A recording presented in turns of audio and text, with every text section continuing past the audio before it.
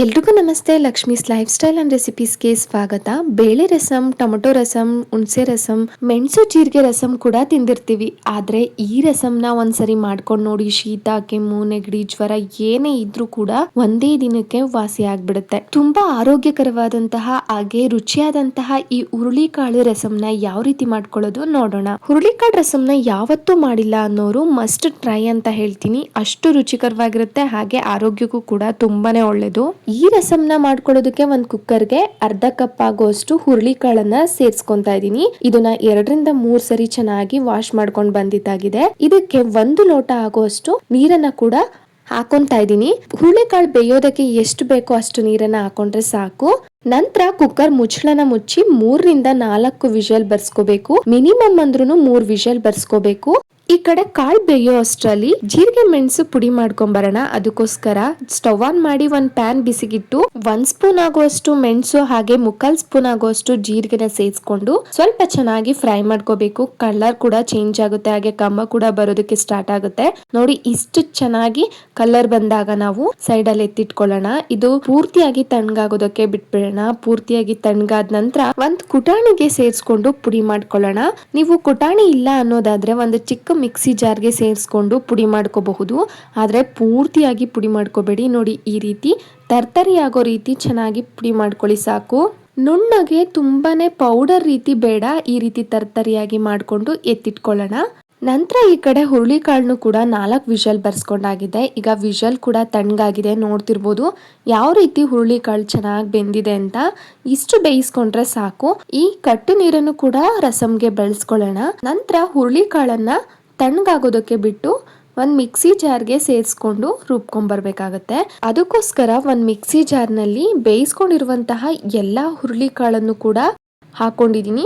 ಜೊತೆಗೆ 3 ಒಣಮೆಣಸಿನ್ಕಾಯಿನೂ ಕೂಡ ಸೇರಿಸ್ಕೊಂಡು ರುಬ್ಬೋದಕ್ಕೆ ಎಷ್ಟು ಬೇಕೋ ಅಷ್ಟು ನೀರನ್ನು ಕೂಡ ಹಾಕೊಂಡು ರುಬ್ಕೋಬೇಕು.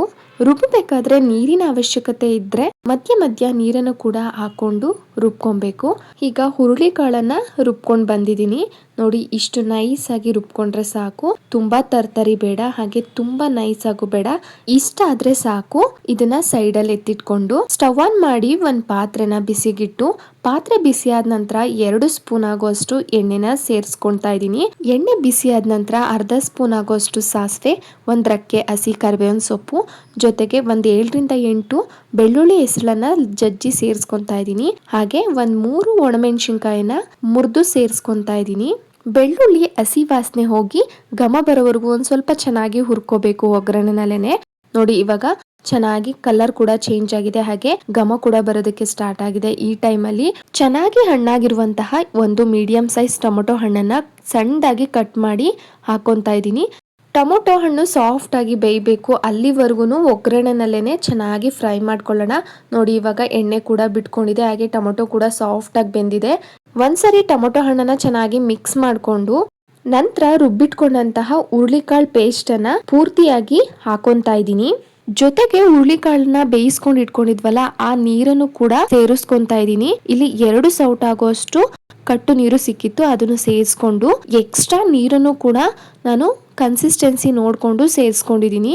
ರಸಂನ ಯಾವ ರೀತಿ ಕನ್ಸಿಸ್ಟೆನ್ಸಿನಲ್ಲಿ ಮಾಡ್ಕೊಂತೀವೋ ಆ ಕನ್ಸಿಸ್ಟೆನ್ಸಿಗೆ ನೀರನ್ನ ಸೇರಿಸ್ಕೊಂಡು ಅಡ್ಜಸ್ಟ್ ಮಾಡ್ಕೊಳ್ಳಿ. ನಾನು ಕೂಡ ಇಲ್ಲಿ ಕರೆಕ್ಟ್ ಕನ್ಸಿಸ್ಟೆನ್ಸಿನಲ್ಲಿ ನೀರನ್ನ ಹಾಕೊಂಡು ಇಷ್ಟು ತೆಳುವಾಗಿ ಮಾಡ್ಕೊಂಡಿದೀನಿ. ನಂತರ ಪುಡಿ ಮಾಡಿ ಇಟ್ಕೊಂಡಿದ್ವಲ್ಲ ಜೀರಿಗೆ ಮತ್ತು ಮೆಣಸಿನ ಪೌಡರ್ ಅನ್ನ ಹಾಕೊಳ್ಳೋಣ. ಒಂದು ಅರ್ಧ ನಿಂಬೆಹಣ್ಣಷ್ಟು ಹುಣಸೆ ಹಣ್ಣನ್ನ ನೆನ್ಸಿಟ್ಕೊಂಡಿದ್ದೆ, ಆ ಹುಣಸೆ ಹಣ್ಣಿನ ರಸನು ಕೂಡ ಹಾಕೊಂತಾ ಇದೀನಿ. ಜೊತೆಗೆ ರುಚಿಗೆ ಎಷ್ಟು ಬೇಕೋ ಅಷ್ಟು ಉಪ್ಪನ್ನ ಕೂಡ ಹಾಕೊಂಡು ಚೆನ್ನಾಗಿ ಒಂದ್ಸರಿ ಮಿಕ್ಸ್ ಮಾಡ್ಕೋಬೇಕು. ನಂತರ ಇದನ್ನ ಚೆನ್ನಾಗಿ ಕುದಿಯೋದಕ್ಕೆ ಬಿಟ್ಬಿಡೋಣ. 2-3 ನಿಮಿಷ ಚೆನ್ನಾಗಿ ಕುದಿಸ್ಕೋಬೇಕು. ಈ ರಸಂನ ನೀವು ಅನ್ನದ ಜೊತೆ ಸರ್ವ್ ಮಾಡ್ಕೊಂಡ್ರೆ ತುಂಬಾನೇ ರುಚಿಯಾಗಿರುತ್ತೆ. ಅದ್ರ ಜೊತೆಗೆ ಬಾಯಿ ರುಚಿ ಸಿಗ್ತಾ ಇಲ್ಲ ಅಂದಾಗ ಈ ರಸಂನ ಮಾಡ್ಕೊಂಡು ಕುಡಿದು ನೋಡಿ, ಶೀತ, ಕೆಮ್ಮು, ಜ್ವರ ಎಲ್ಲ ಕೂಡ ಮಾಯ ಆಗ್ಬಿಡುತ್ತೆ. ಹುರುಳಿಕಾಳಂತೂ ತುಂಬಾನೇ ಆರೋಗ್ಯಕ್ಕೆ ಒಳ್ಳೇದು. ಅದ್ರ ಜೊತೆಗೆ ಈ ವೆದರ್ಗಂತೂ ಈ ರಸಂ ಇರ್ಲೇಬೇಕು. ಒಂದ್ಸರಿ ಮಾಡ್ಕೊಂತು ಅಂದ್ರೆ ವಾರಕ್ಕೆ 2 ಸರಿನಾದ್ರೂ ನೀವು ಮಾಡ್ಕೊಂಡೇ ಮಾಡ್ಕೊಂತೀರಾ, ಅಷ್ಟು ಚೆನ್ನಾಗಿರುತ್ತೆ. ಈಗ ರಸಂ ಕೂಡ 2 ನಿಮಿಷ ಚೆನ್ನಾಗಿ ಬೆಂದಿದೆ. ಈ ಟೈಮಲ್ಲಿ 1-2 ಸ್ಪೂನ್ ಆಗುವಷ್ಟು ಕೊತ್ತಂಬರಿ ಸೊಪ್ಪನ್ನ ಸಣ್ಣದಾಗಿ ಕಟ್ ಮಾಡಿ ಹಾಕೊಂತಾ ಇದೀನಿ. ನಂತರ ಚೆನ್ನಾಗಿ ಮಿಕ್ಸ್ ಮಾಡ್ಕೊಂಡು ಒಂದ್ ಅರ್ಧ ನಿಮಿಷ ಕುದಿಸ್ಕೊಂಡ್ರೆ ಸಾಕು. ಬಿಸಿ ಬಿಸಿ ಹುರುಳಿ ಕಾಳು ರಸಂ ರೆಡಿ ಆಗ್ಬಿಡುತ್ತೆ. ಈಗ ಅರ್ಧ ನಿಮಿಷ ಚೆನ್ನಾಗಿ ಕುದಿಸ್ಕೊಂಡಿದ್ದಾಗಿದೆ. ಈಗ ರಸಂ ಕೂಡ ರೆಡಿ ಆಯ್ತು. ತುಂಬಾನೇ ರುಚಿಯಾಗಿರುತ್ತೆ. ನೀವು ಕೂಡ ಟ್ರೈ ಮಾಡಿ. ಹಾಗೆ ಚಾನೆಲ್ ನ ಸಬ್ಸ್ಕ್ರೈಬ್ ಮಾಡ್ಕೊಳ್ದೆ ನೋಡ್ತಿರೋರು ಪ್ಲೀಸ್ ಸಬ್ಸ್ಕ್ರೈಬ್ ಮಾಡ್ಕೊಳ್ಳಿ. Thank you for watching.